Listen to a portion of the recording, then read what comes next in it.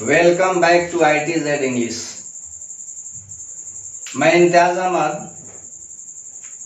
YouTube channel ITZ English में आपका स्वागत करता हूं। वीडियो शुरू करने से पहले मैं आपको ये समझा लूं कि अगर आप अपने अंग्रेजी के कॉन्सेप्ट को मजबूत करना चाहते हैं तो आप मेरी वीडियो को शुरू से आखिर तक देखें। चैनल को सब्सक्राइब करें, लाइक और शेयर करें, साथ ही साथ बेल आइकन को प्रेस करें ताकि आपको फर्दर नोटिफिकेशन मिलता रहे। ये बात मैं फिर दोहराऊंगा कि अगर आपको अंग्रेजी का बेसिक कॉन्सेप्ट से लेकर के एडवांस कॉन्सेप्ट तक अच्छी तरह से सीखना है तो आप मेरे चैनल को जरूर सब्सक्राइब कीजिए और ध्यानपूर्वक मेरी वीडियो को वॉच कीजिए। आज के इस शॉर्ट सेशन में मैं सेंटेंस के क्लासिफिकेशन के बारे में आपको बताऊंगा। आज हमारा टॉपिक होगा एंशिएंट क्लासिफिकेशन ऑफ सेंटेंस, यानी कि वाक्यों का प्राचीन वर्गीकरण। एक्चुअल मामला क्या है कि सेंटेंस जो है इसका क्लासिफिकेशन दो तरह से किया गया है। एक हुआ है एंशिएंट और दूसरा हुआ है मॉडर्न। तो एंशिएंट क्लासिफिकेशन ऑफ सेंटेंस में जो वर्गीकरण किया गया है वह on the basis of use किया गया है, यानी कि हम अपने दैनिक जीवन में कितने तरह के सेंटेंस यूज करते हैं और इस यूज के आधार पर हमारे सेंटेंस जो हैं वो 5 तरह के हो जाते हैं: assertive, interrogative, imperative, objective, exclamatory.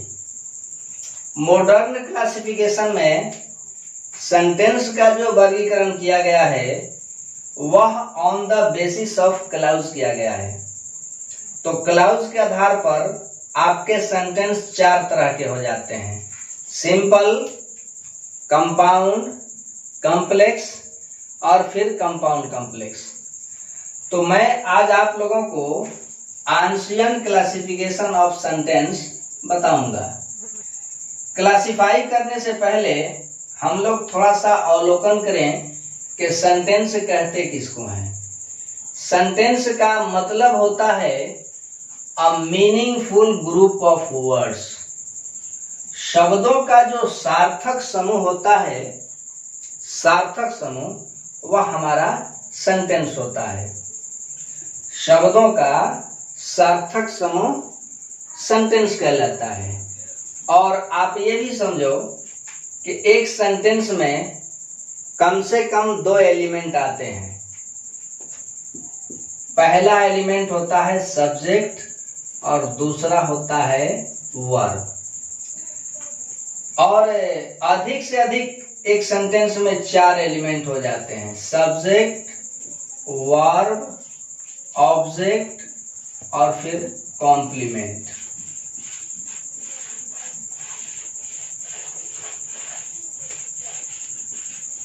ये हमारे सेंटेंस का बेसिक फाउंडेशन है।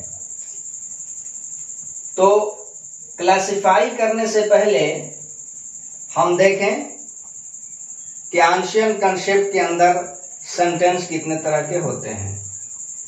सेंटेंस का पहला जो प्रकार होता है वह होता है असर्टिव सेंटेंस। दूसरा इंट्रोगेटिव, इंपरेटिव, ऑब्जेक्टिव, एक्सक्लेमेटरी। ये जो वर्गीकरण हुआ है एंशिएंट कॉन्सेप्ट के अकॉर्डिंग हुआ है। आज हम लोग असर्टिव सेंटेंस को समझेंगे। Assertive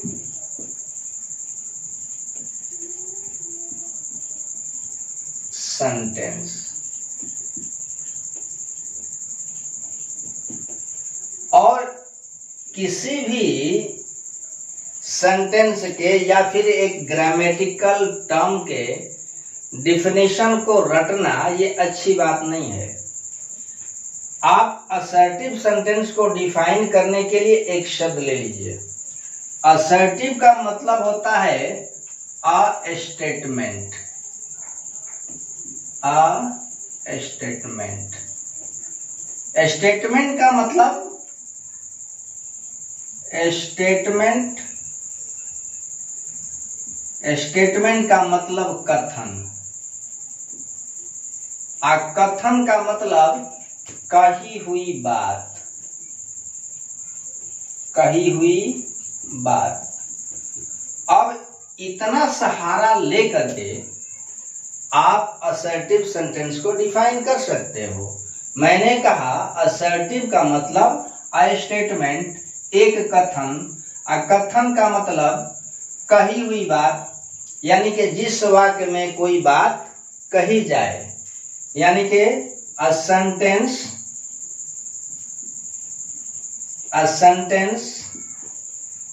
in which something is said.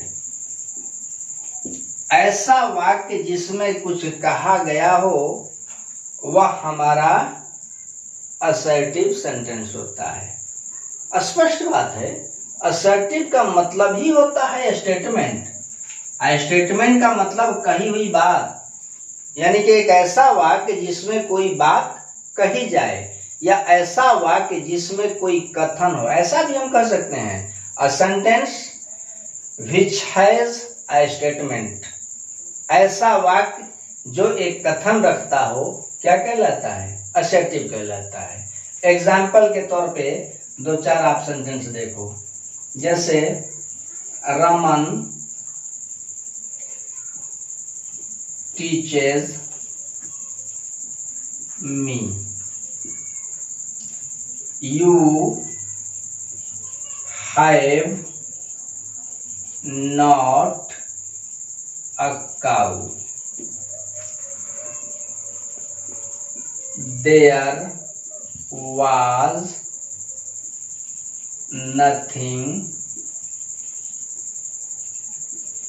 in the cup, you like sweets, तुम मिठाइयाँ पसंद करते हो। अब सारे सेंटेंसेस को आप ध्यान से देखिए। रमन टीचेज मी, रमन मुझे पढ़ाता है, ये आपका कथन है। You have not a cow, आपके पास गाय नहीं है, कथन है। There was nothing in the cup, प्याले में कुछ नहीं था, कथन है। यू लाइक स्वीट्स, तुम मिठाइयाँ पसंद करते हो। लेकिन अगर मैं कहूँ कि व्हाट इज योर नेम, तो ये आपका कथन नहीं है, बल्कि ये क्वेश्चन है। अगर कहूं कि प्लीज सिट डाउन, तो ये आपका रिक्वेस्ट है, कथन नहीं है। मे यू लिव लॉन्ग, तुम दीर्घायु बनो, ये कथन नहीं है ना। व्हाट अ सीन, क्या ही दृश्य है, ये आपका कथन नहीं है। कथन बनने के लिए सेंटेंस इस तरह का होना चाहिए। रमन टीचेज मी, रमन मुझे पढ़ाता है, यानी कि किसी स्पीकर का एक स्टेटमेंट है कि रमन मुझको पढ़ाता है, यानी कि ये सारे सेंटेंसेस क्या हैं? तो असर्टिव सेंटेंस हैं। ठीक है, अब आप ध्यान से देखो कि असर्टिव सेंटेंस जो होता है दो तरह का होता है, इसलिए कि कथन को कभी हम यस में बोलते हैं और कभी नो में बोलते हैं। तो आओ यस और नो रख करके असर्टिव के टाइप्स को समझते हैं। स्टेटमेंट जो होता है, स्टेटमेंट यह दो तरह का होगा। कभी हम कोई स्टेटमेंट यस में कहते हैं और कभी नो में कहते हैं। तो जो स्टेटमेंट यस में होता है वह अफर्मेटिव होता है, अफर्मेटिव सेंटेंस बना देता है। ठीक है, यानी कि अगर कोई स्टेटमेंट हम यस में देते हैं तो बनने वाला सेंटेंस क्या होता है? असर्टिव सेंटेंस, यानी कि इसको हिंदी में हम लोग सकारात्मक वाक्य कहते हैं। अब तक आपने सीखा कि असर्टिव सेंटेंस का मतलब क्या होता है? स्टेटमेंट। स्टेटमेंट दो तरह के होते हैं। कुछ स्टेटमेंट हम यस में देते हैं और कुछ नो में देते हैं। अगर कोई स्टेटमेंट यस में है तो बनने वाला सेंटेंस जो होता है अफर्मेटिव सेंटेंस होता है। अफर्मेटिव सेंटेंस, इसको हिंदी में हम लोग सकारात्मक वाक्य कहते हैं। सकारात्मक वाक्य। और जिस स्टेटमेंट को हम नो में बोलते हैं वह हमारा निगेटिव सेंटेंस बनता है। निगेटिव सेंटेंस बनता है, नकारात्मक वाक्य कहते हैं। नकारात्मक वाक्य, यानी कि इस तरह से एक असर्टिव सेंटेंस दो तरह का हो जाएगा। पहला होगा अफर्मेटिव और दूसरा होगा निगेटिव। अब मैं एक एक करके अफर्मेटिव को और फिर निगेटिव को समझाऊंगा। अफर्मेटिव सेंटेंस का डिफिनीशन समझने के लिए थोड़ा हम अफर्मेटिव वर्ड के रूट वर्ड को देखते हैं। जैसे ये जो वर्ड है अफर्मेटिव, ये बना है अफर्मेशन से। अफर्मेशन, अफर्मेशन जो है एक एब्स्ट्रैक्ट नाउन है। अफर्मेशन का मतलब होता है स्वीकृति। इसको हम एक और वर्ड दे सकते हैं एक्सेप्टेंस। एक्सेप्टेंस, एक्सेप्टेंस का मतलब भी होता है स्वीकृति।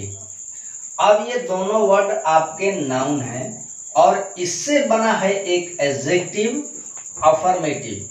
कौन सा चीज? सेंटेंस। अफर्मेशन का मतलब स्वीकृति, यानी कि एक ऐसा वाक्य जिसमें अफर्मेशन हो, स्वीकृति हो। क्या होना चाहिए? एक ऐसा वाक्य जिसमें अफर्मेशन यानी कि स्वीकृति हो, अर्थात किसी बात को स्वीकार किया गया हो। कहना होगा a sentence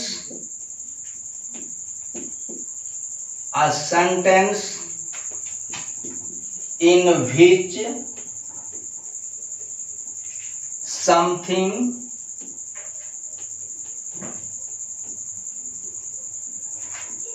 is said in yes। एक ऐसा वाक्य जिसमें कोई बात हाँ में कही गई हो, हाँ में, यस में कहा गया हो, तो उस तरह से बनने वाला जो सेंटेंस होगा वह अफर्मेटिव होगा। जैसे मैं कह लूं कि शीला लर्न्स म्यूजिक। अब मैंने ये बात स्वीकार की कि शीला जो एक सब्जेक्ट है यह संगीत सीखती है, तो शीला का संगीत सीखना स्वीकार है। इसलिए बनने वाला सेंटेंस क्या है? अफर्मेटिव है। फिर मैंने कहा कि ही हैज इनफ टाइम, उसके पास पर्याप्त समय है। अर्थात इस वाक्य में भी ये बात स्वीकार किया गया है कि ही के पास पर्याप्त समय है। तो बनने वाला सेंटेंस क्या है? अफर्मेटिव है। और अगला जो टाइप होगा असर्टिव का वह होता है negative sentence. Negative sentence, Hindi में आप इसको नकारात्मक वाक्य कहते हो। नकारात्मक वाक्य। और इसको डिफाइन करने के लिए मैं आपको एक शब्द दे रहा हूं, उस एक शब्द के सहारे आप इसका डेफिनेशन बनाओगे। नेगेटिव का मतलब होता है डिनाय। डिनाय जो है एक वर्ब है, इसका मतलब होता है इनकार करना। इनकार करना यानी कि एक ऐसा वाक्य जिसमें किसी बात से इनकार किया गया हो। A sentence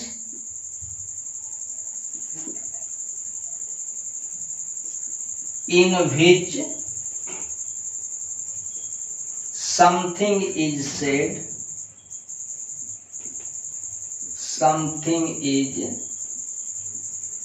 said in negative, in negative। एक ऐसा वाक्य जिसमें कोई बात निगेटिव में कहा गया हो, इनकार में कहा गया हो, तो उस तरह के सेंटेंस को हम लोग निगेटिव सेंटेंस कहते हैं। इसके बारे में आपने सीखा कि जिस वाक्य में किसी बात से इनकार किया जाए। अब कुछ एग्जाम्पल्स रख करके देखो आप। As for example, she does not like music. वह संगीत पसंद नहीं करती है। तो नॉट के आने से हम किसी बात से इनकार कर लेते हैं, तो इस तरह से यह हमारा सेंटेंस निगेटिव बनता है। अगला एग्जांपल देखिए, ही